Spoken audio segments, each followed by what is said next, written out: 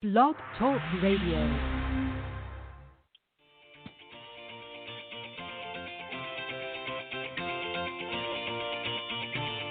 Good morning, everyone. Welcome to the Women of Golf Show. I'm Ted Odorico, and joining me is LPGA professional Cindy Miller, and we are your hosts.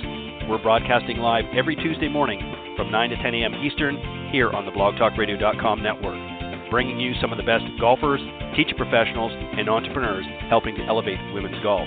We're so glad you decided to join us this morning, so grab your coffee and let's get started.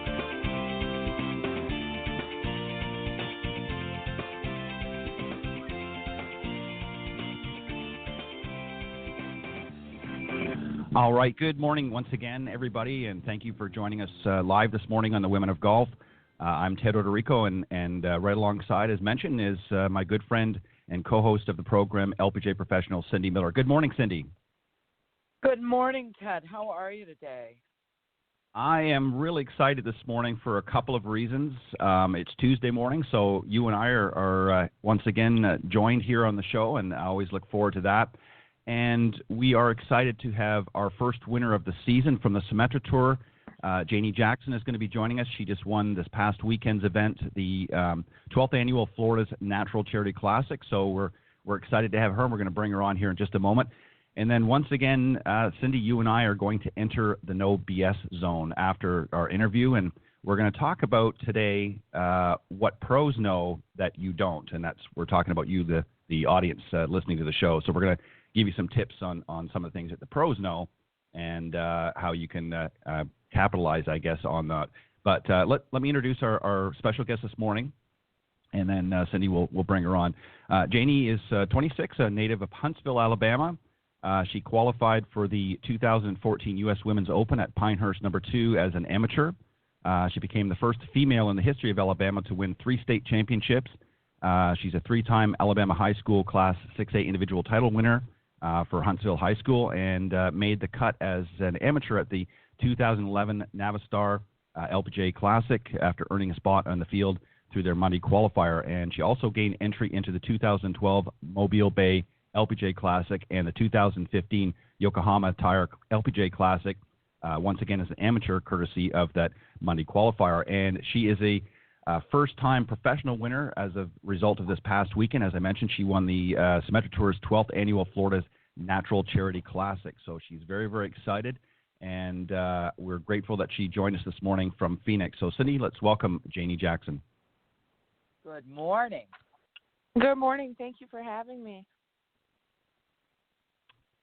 We are excited to have you, and congratulations from both of us for securing that first win. How do you feel about that? I think I'm still, well, first of all, thank you, but I think I'm still speechless. I really can't believe it. I did put in a lot of hard work this off season, so I was not expecting to win, but I had a good feeling about my game, and I felt like it was in a good place. So it's definitely a huge confidence booster to start off the season, and I'm still really excited. Well, we're excited for you, and we're excited to have you joining us this morning. Cindy, you want to go ahead and start things off? Janie, and looking at your stats,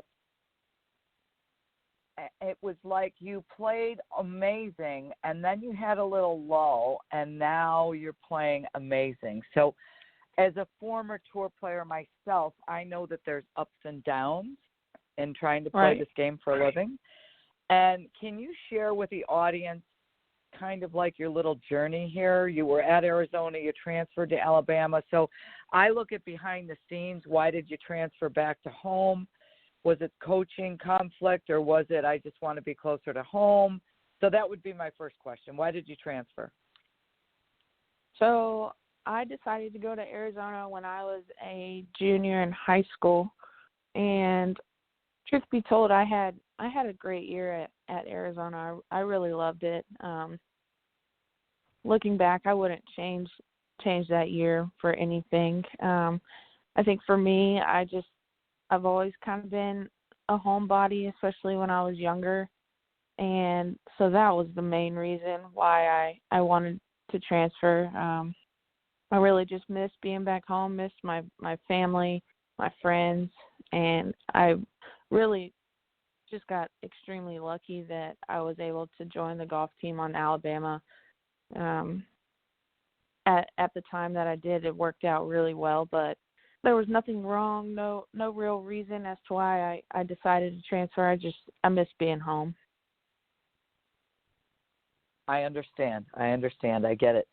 So you told us that you put in a lot of work in the off season. Can you tell us what you've done to be so good and win by so many shots? Well, it's funny because I'm sitting here talking about how I wanted to go back home from Arizona, and I moved back out to Arizona at the beginning of the year. But I made that decision after Q Series this past fall. I had a disappointing finish, and the weather's not really a ton of fun in Alabama during the winter, so I moved to Scottsdale and have been enjoying the nice weather, been practicing every day, made some really big swing changes this off season with my coach, Mark Blackburn, and so I just spent a ton of time trying to get comfortable with that. And I felt like when I left to go to Florida last week, felt like I had made some good changes, and it ended up being the right move. Good for you. Mark's amazing. I love him. He is. He's the best. Yeah, he's awesome. So, how tall are you? I am 5'10", 5'11". Okay. Because I'm sitting here looking at your stats, and your average driving distance is 298 yards. Wow. I'm like, okay, thanks for coming. Yeah, I quit. I'm giving up the arm. I'm giving up the game. Oh my God! Yeah. I'm gonna say height plays a big factor in that. I'm gonna say. Well, yeah, but it's more than just height. It's total skill and talent. Listen, Cindy, I'm 6'4", and even I'm not cranking it out that far. So height's not working well for me. Well, you're an old man. That's funny. I got to tell you this. This is so funny. The other night I get home and I open up a piece of mail and it says, "Dear Senior Citizen." And I'm like, who are you talking to, pal? I'm like, what the heck? I'm not that old. And then I'm like, well, go look in the mirror, sweetie pie. So anyway, Ted, go ahead. Well, unfortunately, I am when I look in the mirror. So, but if that was me, Cindy, I would have just said, "Here, Alan, I think this is for you." But anyways, so Janie, let me ask you. You mentioned you've been here with the Symetra Tour now for a number of seasons, and obviously, as I said, you're working towards getting out to the LPGA full time. What do you think has been your biggest struggles? And really prevented you from making that transition, because obviously you're an accomplished player and you've done extremely well through your collegiate programs, but something and I know you talked a little bit about that a second ago, but what has been some of your biggest hurdles? Has it been a confidence issue, or has just not been consistency in certain parts of your game? I think that my first 2 years and even maybe like 2.5 years out on tour, I would think that I'd say that it was mostly I wasn't comfortable yet with the lifestyle of playing professional golf. I don't think that when you graduate college and you leave to go out on the road, you can really prepare yourself for what's about to happen. You're playing on a weekly basis in a different state every week. You're on your own. And it's just a huge change, and I think that I struggled with that at first. And now this will be my 4th full season on the Symetra Tour. I'm now to a point where I know what to expect. I know what's ahead of me. I know the golf courses that we're going to play. So I think that just getting comfortable with it and learning how to put consistently low rounds together, that's how you can go from this step to the next step. And I'm hoping that this will be the year for me to do that. Yeah, I think, and you're, as I said earlier, you're off to a great start. I mean, there's nothing like winning the first event of the season to really give you a sort of a supercharge, if you will. What do you say to yourself? And every player has this, Cindy, can attest to it as well. When you get into those moments where things are just not gelling the way you want to, and obviously, negative thoughts creep in, what do you say to yourself now, having all this experience sort of under your belt? What do you say now that's maybe different to get you back in focus and saying, you know what, I know I can do this. I know I've got the game. This is what I need to do, and then you move forward. What do you say to yourself? Golf is such a mental game, so I just try and think about, especially during a tournament, I just try and think, I try and focus in on really small points. So like during a tournament, I'll think about what's right in front of me, what's happening right then in the moment. If, I got some really good advice actually this past week from Cheyenne Knight, LPGA Tour winner this past year. She's a good friend of mine. And she was kind of telling me that the night before the final round, actually, saying, you really just need to focus in on your internal thoughts, and you cannot sit here and focus on outcomes. You want to think about what's right in front of you. What are you capable of doing right here? Not jumping ahead and focusing on big pictures and things like that. So I think that's really important, and just kind of honing in on the moment and things that you can control. Yeah, I think that's some great advice. Let me ask you just sort of a follow-up question. We interviewed a lot of the winners last season from the Symetra as well, and quite a few of them made this, and I'm sort of paraphrasing, but made this similar statement, and I'm just curious to see if this is something that's played out for you. They were, in search of their first win as well. And one of the issues that they had, or they said that they had, was that they got too focused on the technique and on the play, and they really kind of forgot how to just go out there and have fun. And once they kind of flipped that switch and said, you know what, I'm just going to go out and have fun, and whatever happens, happens. Was there a point when you kind of had that similar conversation with yourself and said, you know what, I'm not going to focus so much on technique. I know I've got a good swing. I know I can hit the ball solid. I'm just going to go out there and focus on having fun and doing the best that I can and let the cards fall where they may. Is that a similar conversation you had as well?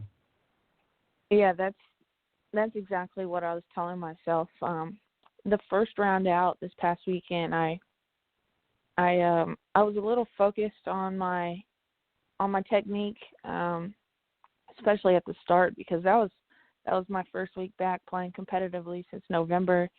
And like I told you earlier, I made some really big swing changes this off season. So I think I was really focused in on that at the beginning of the tournament. And then it just I let it slip my mind. And I told myself, I feel like my game's in a good place. I want to go out here, have fun, enjoy the week, feel that this is what I get to do for a living, and just to make the most of it. And that's exactly what I did throughout the whole weekend. I told myself the same thing Saturday night before I played on Sunday. Just go out and enjoy the day, have fun, enjoy the position that I'm in, and whatever is supposed to happen is going to happen anyways. I can only control myself, so I might as well just make the most of it. That's a some great attitude there. I think that's well said. And you're exactly right. You can only control yourself. You can't control what the other players do. You just have to go out and play your game. And I think if you go out there and have fun and enjoy it, I personally think you're more relaxed when you do. I think if you get too many thoughts coming in your head, and especially if you've come off a season that maybe you didn't feel you played your best, and then to start the season off again with that mindset is going to be to your own detriment. So obviously you've had some good conversations internally with yourself, and it served you well to start the season off so well. Cindy, go ahead. I'm going to touch back on what you said about becoming comfortable with the lifestyle. Alan and I teach a young girl who just graduated from Winthrop University, and she's down in Florida working on her game, living at her grandparents' house. And she's shy and quiet and a homebody, and she's she's always with her family. And Alan and I have talked and said, she's got what it takes. She's got to work on her game, but we're not sure she's going to like the lifestyle. So can you share a little? I mean, this is a big deal. You could be great at playing, but you're never home. And the funny thing is our son as well went to Augusta State, and he tried to play on the tour. He beat Webb Simpson in a college tournament and won, and then missed qualifying by one shot. And now he's got his amateur status back. He's a financial advisor. He's doing really well, and he's going to play in the Azalea. And people are giving him grief because he's driving down, right? And he's like, are you kidding me? I can't wait to get in the car and drive and be by myself and not talk to anybody. And Alan and my husband played on tour for 15 years, played in the Masters 5 times. And we love getting in the car and going to a tournament. It's like old home week. It's circus time, which you fall in love with that. But share a little bit about how difficult it is to get acclimated and at each event. And in my opinion, the easiest part was playing golf. Can you tell our listeners? I would completely agree with that. It's almost like when you're on the road, the times when you feel at home are when you're playing golf. Like that's when I feel the most comfortable when I'm on the road, is when I'm at the golf course, whether it be practice or playing. But that's the most difficult part of being a golfer, is you're always gone. You're always on the road. You're by yourself. You're away from your family. You're away from your friends. I think that a lot of people don't really realize that. Everybody will say, "Oh, you play golf for a living. You're living the dream." And I am. I couldn't be happier with what I do for a living. It's a blast, but at the same time, a lot of people don't understand what it's really like out there. It's a grind. It really is a full-time job. If you want to succeed playing golf, you really have to be comfortable with the lifestyle, and that's the hardest part. There's girls who have a ton of talent, who could be the best players in the world, and I know a few of them on the Symetra tour who have so much talent, but they're just not comfortable with what we're doing yet on that weekly basis, being gone and being away all the time. And like I said, I think that was the big thing that held me back at the beginning, is I strictly just wasn't comfortable with it yet. And once you're able to find that comfort with it and be okay with it, then I feel like that's when you become so much freer on the golf course and can really play and perform your best. That's great. Can I ask one more question? Do you stay in private housing or do you stay in hotels? I try and stay in housing as much as I can. I love housing. I have met some amazing people, and now friends that I'll have for a lifetime. Amazing relationships I've made through housing. It's awesome that the tour does that for us. It really is. It really is. But my first year on the tour, after about 6 or 8 weeks of staying in housing, I just kind of wanted to say, here's my resume, where's my room? I know. I totally get that. But again, some of the best people we've ever met, they were in our wedding, and it's like, wow, you're making friends forever. Yeah, Go ahead, it's amazing. Ted. I love it. Well, it's interesting what you were just saying a few moments ago, Janie, about really, despite being accomplished players, how difficult it is out on tour. Just with the travel and all of the other things. What do you do? Besides golf, obviously that's your passion, that's your dream to play among and with some of the best in the world. But what do you do for fun outside of golf, and how do you sort of strip away your golf persona, if you will, and just go out and be a young woman? During the season or during the off season? Either, both. During the off season, I love doing things outside. I love to go. I love to be on the water. I I love to snow ski, snowboard, water ski, wakeboard, all that stuff. I love being outside and doing things like that with my friends and my family. Obviously, in the off season, I love to spend as much time with my family as I can because I don't get to see them much during the year. And same for my friends. I love to travel, even though we do a ton of that during the season. But you know, I'm a really easygoing person, so I'm always just happy to be doing whatever.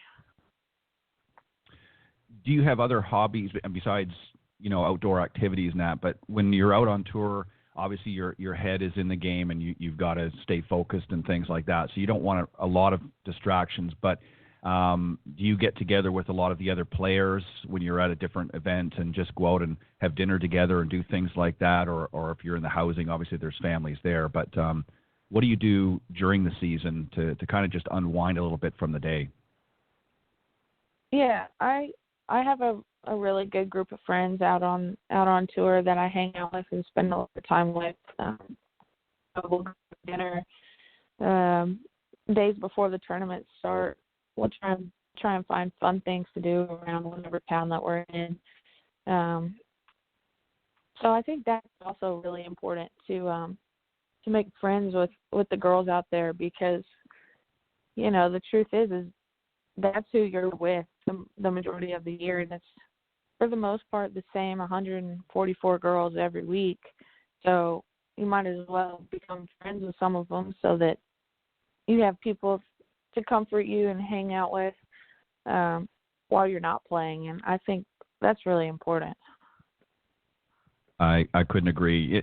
I mean, you're seeing these people week in, week out, and obviously there's some subtle changes here and there with different players that get in and don't get in. But ultimately, you're playing with a lot of the same group every week throughout the season. Pardon me. So obviously, you know, you need to have some camaraderie, if you will. And even though you're out there to beat them all, you still want to be, have some fun along the way.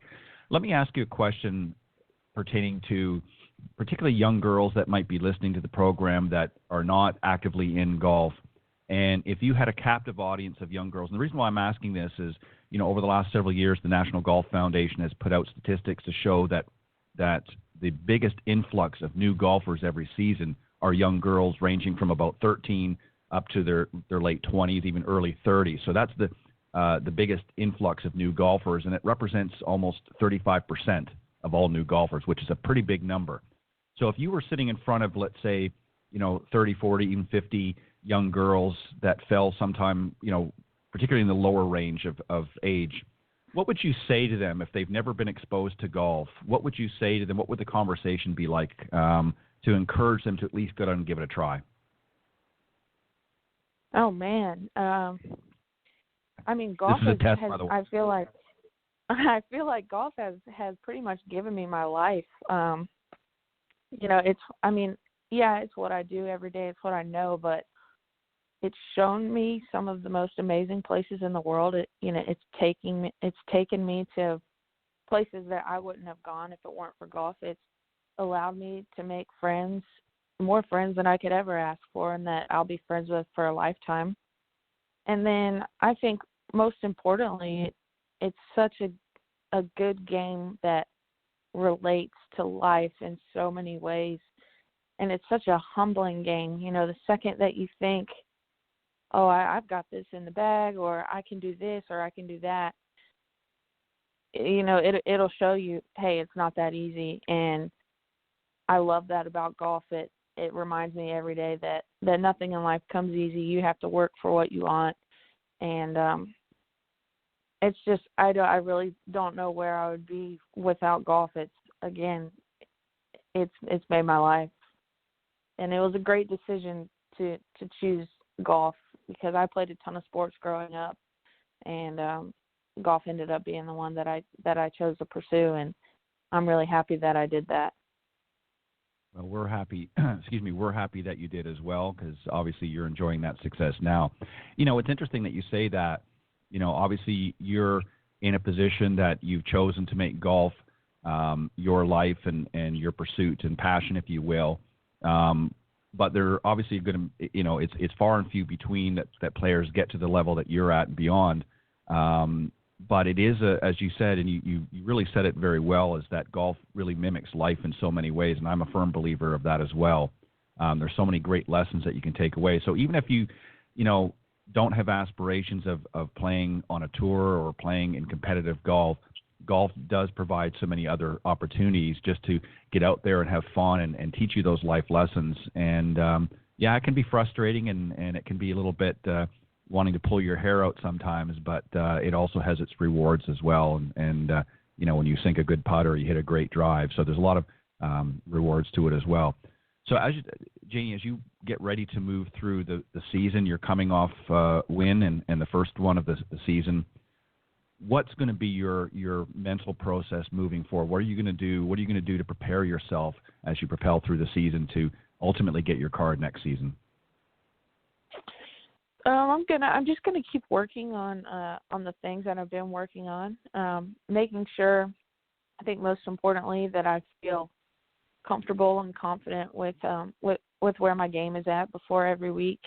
I got home yesterday and we have 2 weeks off before we go play again. So I think that's most important. Kind of like I told you earlier, I don't want to sit here and think about the outcome of the year.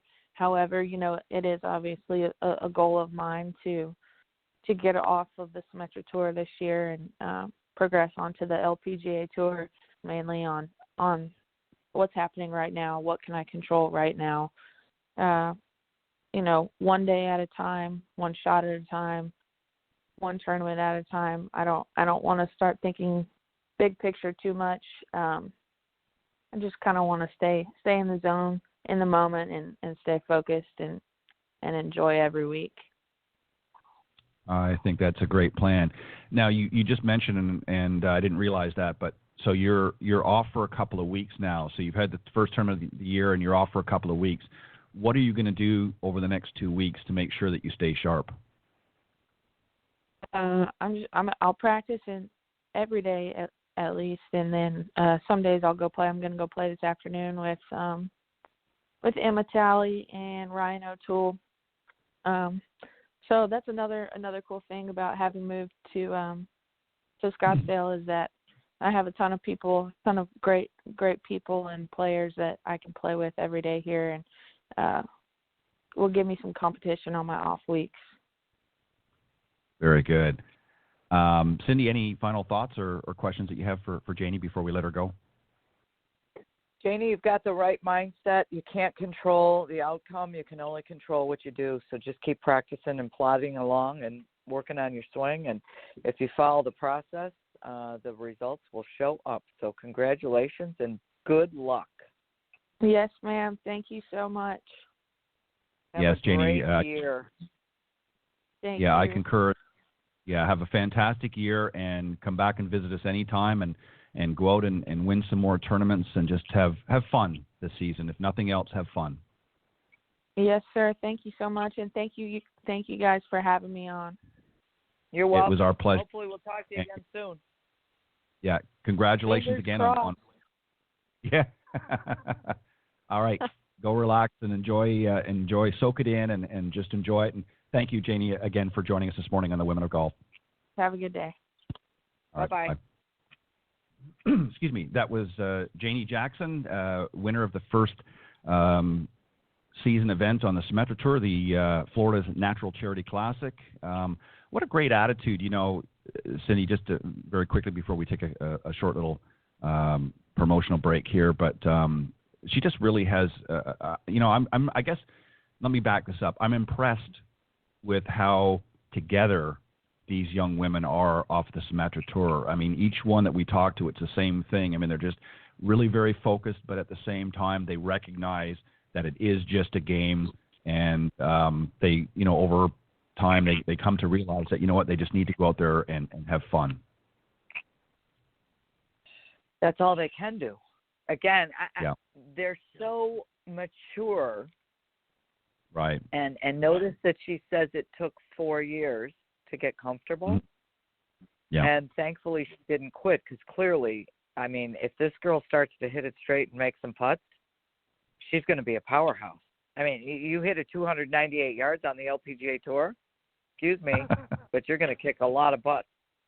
Whatever the mindset she needs to have, she now has. So I would warn the rest of the players. Yeah, it's that's an incredible stat to have. I mean, 298 yards, that just blows me away. It literally does. It blows me away. Average. I know that's average. that's yeah. I didn't want to go that. Did you hear that? The average. Cindy, stop reading those stats. You're making me depressed over here on the other side. Quit reading those stats. But you know, you're exactly right. I mean, you've just got to go out there and play your game, and you just have to. And you know what's interesting, Cindy, this is something, too, that I wonder, and maybe you can answer this a little bit better. You know, obviously every player is different. Some can come right out of the gate and just come on real strong and go out there. I guess it depends on the personality.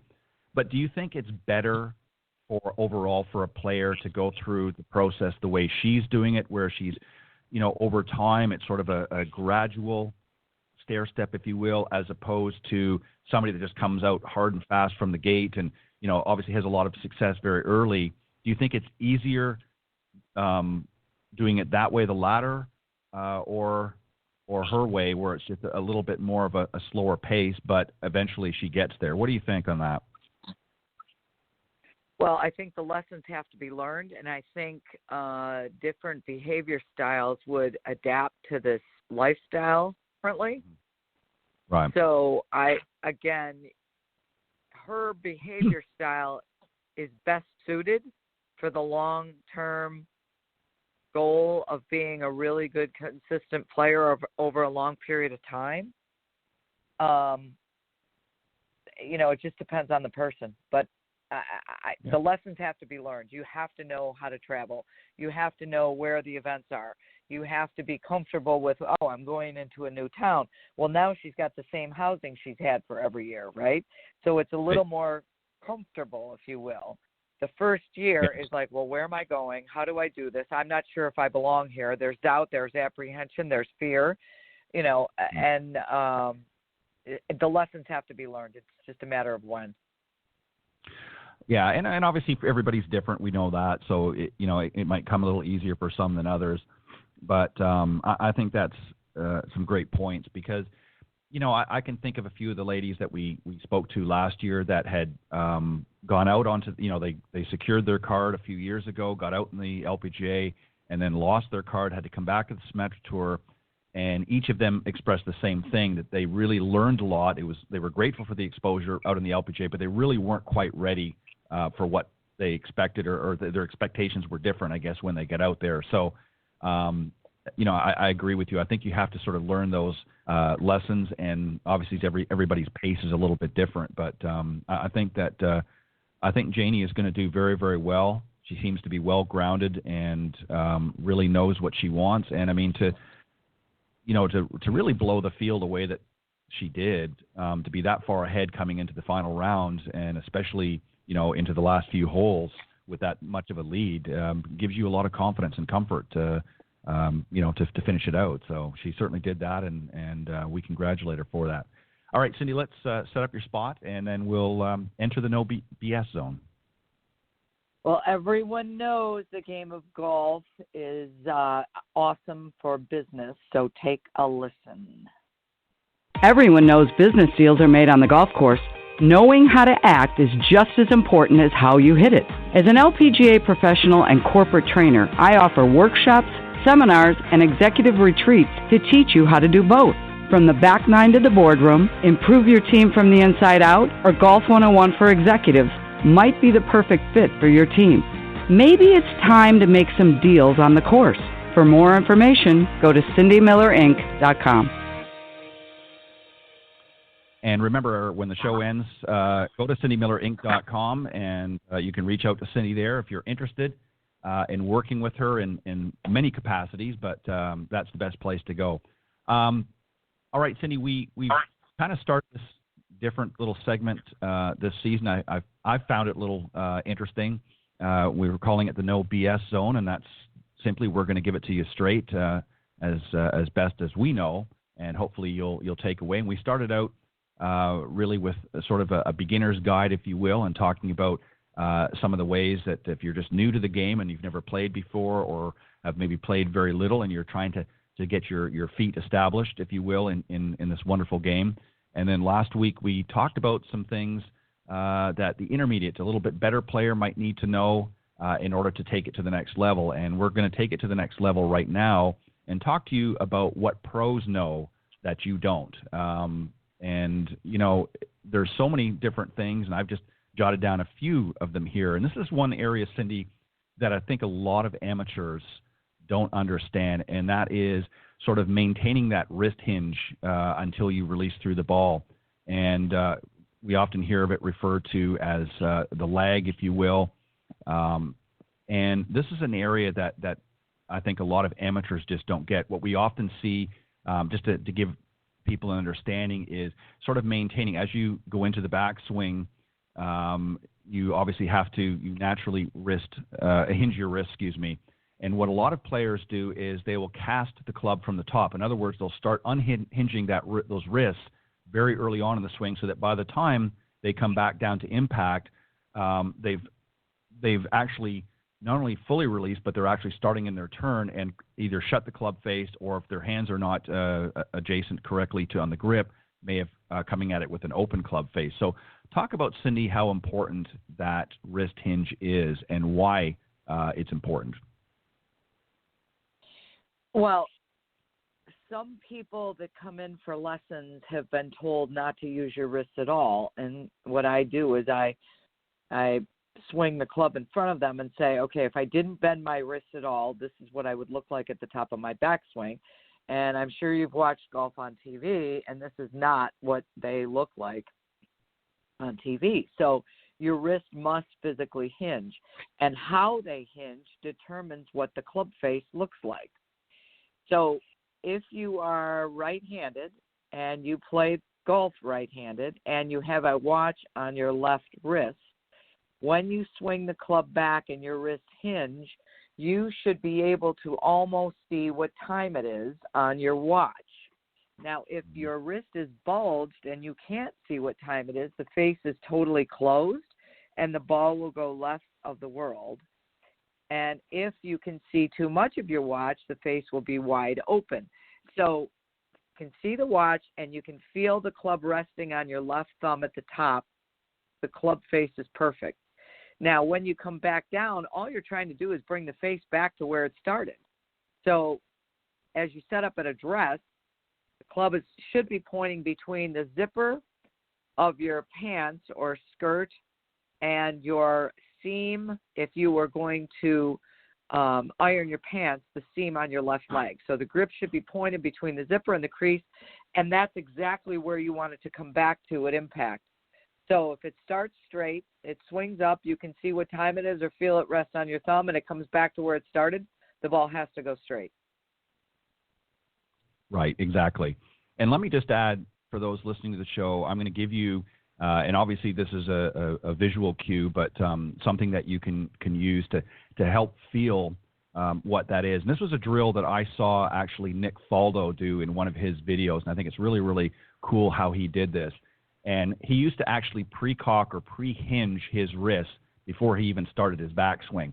So if you can think about this, if you imagine if you're at a dress and you're ready to hit the ball, you've got the club face down behind the ball, and what he would do is he would hinge his wrist so that now the club would be parallel to his target line. So actually the club head would be to his right, again for right-handed golfers, and the shaft would be running along to his hands, and it would be pointing basically down and parallel to his target line. And then all he would simply have to do is he would just rotate his shoulders back until his left shoulder was actually underneath his chin, and he would actually be in a perfect backswing position. And then what he would do is he would take it a step further, and he did what we call the pump drill. And he would, keeping those wrist hinge, he would pump his arms down to just in front of him, and he would do that 2 or 3 times. And on the third time through, then he would release it. And what that did is it actually forced him to maintain that wrist hinge. So if you go on Google and you look at Google Nick Faldo and you look up, I believe if you do it under the pump drill, he does that demonstration very, very well.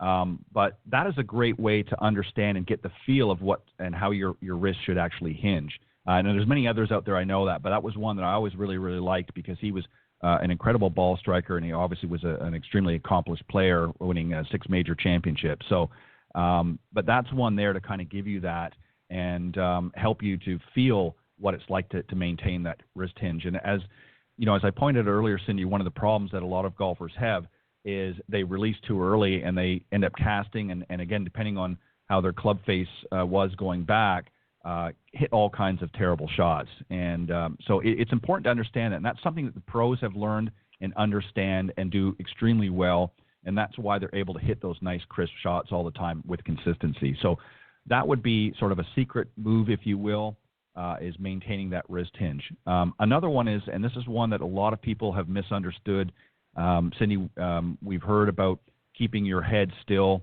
There is a slight rotation of your head. This is another area. Jack Nicklaus was probably one that you really noticed it, as he actually had a slight rotation of his head as he was going back into his backswing. And there's a reason. If you try to hold that head too steady, it's very, very easy to not get into the proper positions in your backswing. And once you fail to do that, then you're going to have problems transitioning in through impact and beyond. So what are your thoughts about rotating the head, and how can people best get that proper feeling and understanding of that? I know it's a hard one. I would tell you that I try to keep my head still. I understand it's going to move. It has to move, but I don't lock my neck. Mm-hmm. And I visualize, this is kind of sick, but this is what I think, that I have a hole in my chest and I'm spiked to the pole, if you will, and that if I stay still, everything swings around my spiked chest. So I'm not trying to move my head, but my head does move. And in fact, your head, all the best players in the world, their head actually goes backward through impact. And people think they have to move way forward. Well, when you release the head, it's almost like a trigger effect and a shotgun. Your head, when you release the club head, your head will move backwards and it will rotate. So I don't like thinking about my head. I try to keep really still, and I allow my arms to swing through and my body to follow. So I didn't really answer your question, but. No, you did. I mean, and this is the point, is it's not a conscious, you're not physically twisting your head one way or the other. It's a natural movement. You know, I think what really, when we hear in golf instruction, keep your head steady. Jack Nicklaus, as I mentioned, used to talk about how Jack Grout, who was his longtime coach, used to, grab onto his hair. And that was one of the reasons he did that, was because obviously if you get too much movement, you begin to sway off the ball, and that creates a whole myriad of other problems that we can talk about another time. But the idea was you do keep your head steady to a point, but there is a natural rotation that happens as, it's literally impossible. As you begin to move and transition into your backswing, there is a slight head rotation, if you will. And how you know that is you tend to see the golf ball more through your, again, for right-handed golfers, through your left eye than you really do both eyes. The problem, if you keep it rock steady and you don't have any rotation, that what happens is you don't, of your head rather, you don't really properly get into a full loaded up backswing. And then what ends up happening is you haven't transferred your weight properly. So there's a lot of different components to it. Again, it's okay to keep your head steady to a point, but as you pointed out, Cindy, you don't want to lock your neck so that it's like you've got a post going through your spine into the back of your head and it can't move. You have to let it move naturally. So there is a slight head rotation. Some take it more extreme than others, but it is a natural movement, and you have to let it happen naturally. So that's another move, if you will, a secret move, if you will, that the pros know that you don't. And another one that I've put together here, Cindy, as we wrap this up, is, and we've heard this, and again, we're dealing with right-handed golfers, but just flip what we're talking about in reverse for those of you that are lefties, and that is keeping your trailing knee flexed. One of the big problems, Cindy, and I'll start this off, is we see as folks are transitioning into their backswing, their left leg, of course, is going to be their trailing knee. What they end up doing is they lock it up straight. So in other words, they stand up with their left leg. And what that does, it creates a reverse pivot. So what happens is now their weight, even though they're still going into their backswing, has now begun to start leaning left. And the problem with that is now as they unwind, their body, unless they want to fall over, has to naturally pivot back to the right. And we get what's called that reverse pivot. And all kinds of horrible things can happen. So it's important to keep that knee flex so that you can get into a proper transition going into the backswing. What are your thoughts there as well, Cindy? All I'm going to say is I agree. It's a little left-brained for me. Right. It's a little left-brained. I try to keep both knees bent so you don't move all over the place. And yes, I don't want anybody to do a reverse pivot. But on the other hand, I believe that your body will follow if you swing that club head. And I try to keep both knees knocked in a little bit, so that you can't swing and sway and shift and lock your legs and do all kinds of crazy moves. So I would say a great drill would be to knock those knees in and swing that club head and make a whoosh. I couldn't agree more.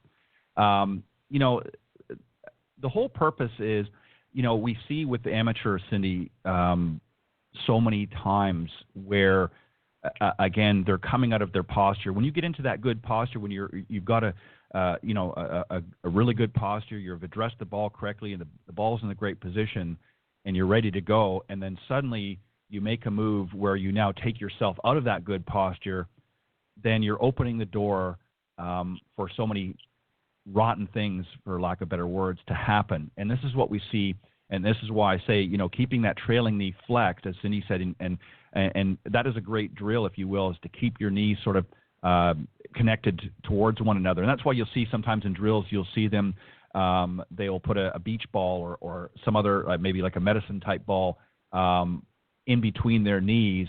And the idea is, as you're transitioning back, is not to drop that ball. That, in other words, you're keeping your knees together and you keep maintaining that flex. Because as I pointed out earlier, Cindy, if you come out of that posture by straightening that trailing knee, ultimately what happens, as I said, you pivot to the left automatically because your weight sort of falls back.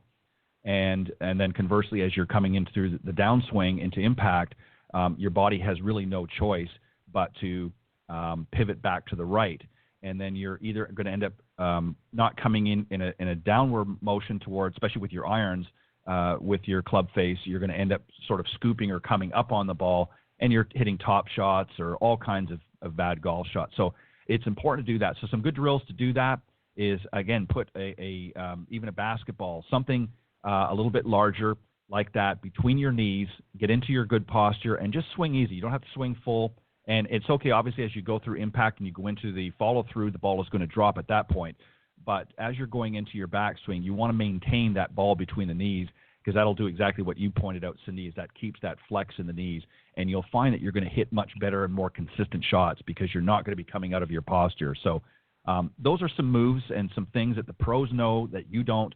Maintaining that wrist hinge, letting the head rotate naturally, and keeping that trailing knee flexed. And if you watch any of the pros on television, male or female, I know the swings are pretty quick, but if you get an opportunity to watch them in slow motion, you will see that they do all three of those very consistently. And when they're not, that's usually when they're going to start hitting some bad shots. So anything else, Cindy, that you can think of that maybe that we know that the pros are doing that would be a good tip to throw out to the listeners? What I would say is that the more you stabilize your body and allow yourself to use your body as leverage, and you relax your arms and swing the club head straighter and further, you will hit the ball. I think we all try too hard, and I think you need to relax and let it rip.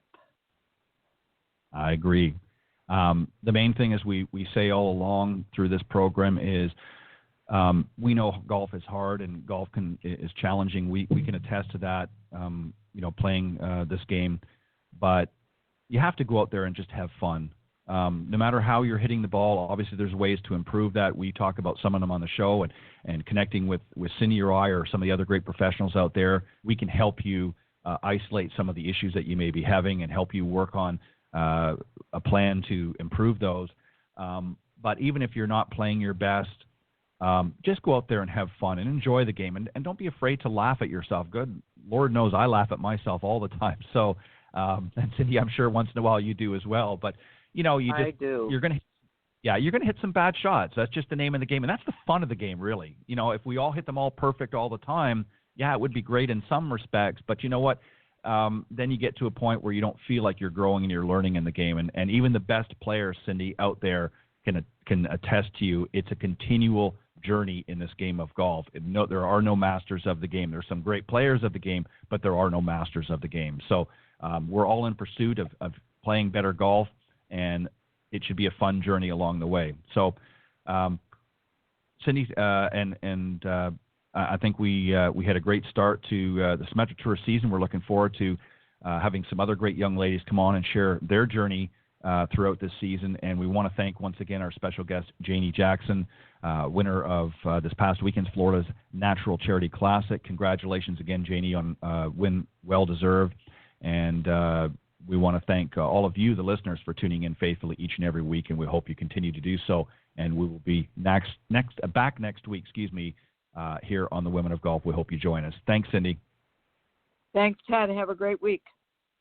You too.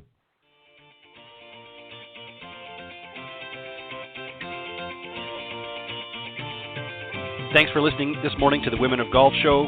Tune in live each week by visiting blogtalkradio.com/Women of Golf or on any of these social media platforms: iTunes, Stitcher, TuneIn, CastBox, TalkStream Live, and of course Spotify. If you can't join us live, check out our on-demand section for previously aired broadcasts. To get updates for future shows and upcoming guests, you can follow us on Facebook at Women of Golf. You can also follow me on Twitter at Ted and Buck CEO and Cindy at Cindy Miller Golf. Please remember to join us next week on the Women of Golf Show. See you next time. This has been a production of the iGolf Sports Network.